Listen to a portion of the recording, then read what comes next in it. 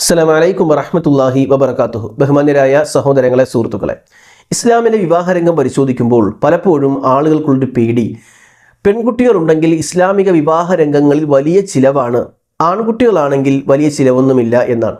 തികച്ചും അബദ്ധധാരണയാണ്. ഇസ്ലാമിൽ സാമ്പത്തികമായ ബാധ്യത ഏറ്റവും കൂടുതൽ വരുന്നത് ഇസ്ലാമിക ശരീഅത്ത് പ്രകാരം സ്ത്രീക്കല്ല, പുരുഷനാണ്.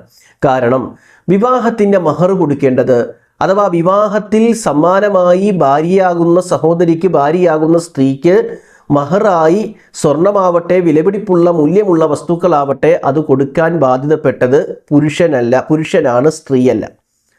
നമ്മുടെ നാട്ടിൽ നേരെ തിരിച്ചാണ്. സ്ത്രീകൾ പുരുഷന് സ്വർണം അല്ലെങ്കിൽ വിലപിടിപ്പുള്ള മൂല്യമുള്ള സ്വത്ത് കൊടുക്കണം. അത് തെറ്റാണ്. മറിച്ച് ഇസ്ലാമിക നിയമപ്രകാരം പുരുഷനാണ് സ്ത്രീക്ക് മഹറായി വിലപിടിപ്പുള്ള മൂല്യമുള്ള വസ്തുക്കൾ കൊടുക്കേണ്ടത്. വിശുദ്ധ ഖുർആൻ പറഞ്ഞു, സൂറ നിസാഇന്റെ 4-ാമത്തെ വചനം, ആതുൻ നിസാഅ സ്വദഖാതിഹിന്ന നിഹ്ല ഫഇൻ തിബ്ന ലക്കും അൻ ഷൈഇൻ മിൻഹു നഫ്സൻ ഫഖുലൂഹു ഹനിഅ മരിഅ. അതായത് നിങ്ങൾ സ്ത്രീകൾക്ക് മഹറുകൾ നൽകണം. അവർ അതിൽ നിന്ന് തൃപ്തിപ്പെട്ട് നിങ്ങൾക്ക് തരുന്ന പക്ഷം നിങ്ങൾക്കത് ഉപയോഗിക്കാം. അപ്പോൾ പുരുഷൻ സ്ത്രീക്ക് മഹർ കൊടുത്ത് വേണം വിവാഹം കഴിക്കാൻ. ആ മഹർ ഇത്ര വേണമെന്ന് പറയേണ്ടത് സ്ത്രീയാണ്. ഒരു സ്ത്രീ പറയണം എനിക്ക് ഇത്ര മഹർ വേണമെന്ന് പറഞ്ഞാൽ ആ മഹർ ഈ പുരുഷൻ കൊടുക്കണം. ആ മഹറിനെ കുറിച്ചാണ് ഖുർആൻ പറഞ്ഞത്, വിവാഹരംഗത്ത് മീസാഖൻ അലീല, ബലിഷ്ഠമായൊരു കരാറാണ് നിക്കാഹ്. അതിന് ഉപോത്ബലകമായി ഉയർത്തി കാണിക്കുന്നത് മഹറാണ്.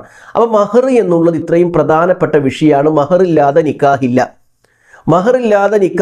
മഹർ കൊടുക്കേണ്ടത് പുരുഷനാണ്. മഹർ ഇത്ര വേണമെന്ന് പറയാൻ സ്ത്രീക്ക് അവകാശമുണ്ട്. മഹറിൽ പരിധി നിശ്ചയിക്കാൻ പാടില്ല.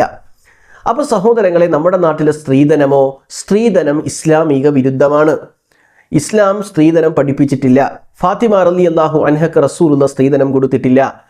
അതേപോലെ തന്നെ ആയിഷ റളിയല്ലാഹു അൻഹ വിവാഹം കഴിപ്പിച്ചപ്പോഴും അബൂബക്കർ സിദ്ദീഖ് റളിയല്ലാഹു അൻഹു സ്ത്രീധനം കൊടുത്തിട്ടില്ല.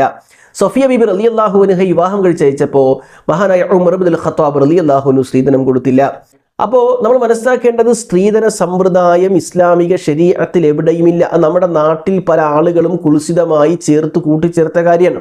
അപ്പോൾ ചോദിക്കും, മകളെ വെറുതെ കെട്ടിച്ചു വിടാൻ പറ്റുമോ? ആരെങ്കിലും പറഞ്ഞോ മകളെ വെറുതെ കെട്ടിച്ചു വിടണമെന്ന്?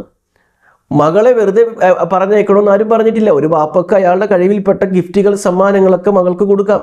അതിലാരും വിലക്കുന്നില്ല. പക്ഷേ അതൊരു സ്ത്രീധനമായി മാറ്റുകയും ആ സ്ത്രീധനത്തെ കണക്ക് പറഞ്ഞ് മേടിക്കുകയും അതില്ലാത്ത പക്ഷം വിവാഹബന്ധം നടക്കാതെ വരികയും, നടന്നാൽ തന്നെ ആ സ്ത്രീധനത്തിൻ്റെ പേരിൽ കലാപങ്ങളും അടിയും ബഹളവും, അവസാനം സ്ത്രീധന പീഡനങ്ങൾ വരെ നടക്കുന്ന ഒരു സാഹചര്യം നമ്മുടെ നാട്ടിലുണ്ട്.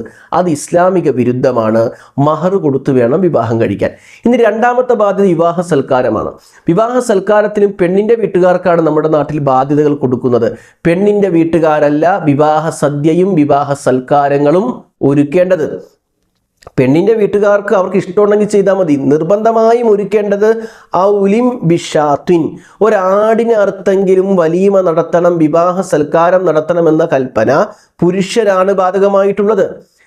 പെണ്ണിൻ്റെ വാപ്പക്കല്ല, പെണ്ണിനല്ല, വധുവിനല്ല, വധുവിൻ്റെ പിതാവിനോ സഹോദരനോ അല്ല. മറിച്ച് ആ കൽപ്പന പോകുന്നത് വരനായ വിവാഹം കഴിക്കുന്ന ചെറുപ്പക്കാരനാണ്. അപ്പോൾ വിവാഹ സദ്യ നടത്തേണ്ടത്, വലീമത്ത് നടത്തേണ്ടത് വിവാഹം കഴിക്കുന്ന പുരുഷൻ. മഹർ കൊടുക്കേണ്ടത്, അഥവാ സ്ത്രീധനം കൊടുക്കേണ്ടത് വിവാഹം കഴിക്കുന്ന പുരുഷൻ. അത് സ്ത്രീധനം എന്ന പേരിൽ പെണ്ണിൻ്റെ ഭാഗത്തു നിന്ന് മേടിക്കൽ, അത് ഇസ്ലാമിക വിരുദ്ധമാണ്. വിവാഹ സൽക്കാരം എന്ന പേരിൽ പെണ്ണിൻ്റെ വാപ്പാനെ കൊണ്ട് ഭക്ഷണമുണ്ടാക്കിപ്പിക്കൽ ഇസ്ലാമിക വിരുദ്ധമാണ്. നേരെ മറിച്ച് വിവാഹ സദ്യ നടത്തേണ്ടത്, വലീമത്ത് നടത്തേണ്ടത് അത് പുരുഷനാണ്. അത് നിക്കാഹ് കഴിഞ്ഞാകണം. നിക്കാഹിൻ്റെ തലേ ദിവസം പറ്റില്ല, നിക്കാഹിൻ്റെ ഒരാഴ്ച മുമ്പ് പറ്റില്ല, നിക്കാഹ് കഴിഞ്ഞാവണം. അതേപോലെ തന്നെ മഹർ കൊടുക്കേണ്ടത്, അത് സ്ത്രീകൾ പറയുന്ന കണക്കിന് മഹർ കൊടുക്കേണ്ടത്, സ്ത്രീ ആവശ്യപ്പെടുന്ന വസ്തു മഹർ കൊടുക്കേണ്ടത് പുരുഷനാണ്. ഞാൻ പറഞ്ഞു വരുന്നത്, ഇസ്ലാം പഠിപ്പിച്ച വിവാഹ രീതി ഇതാണ്.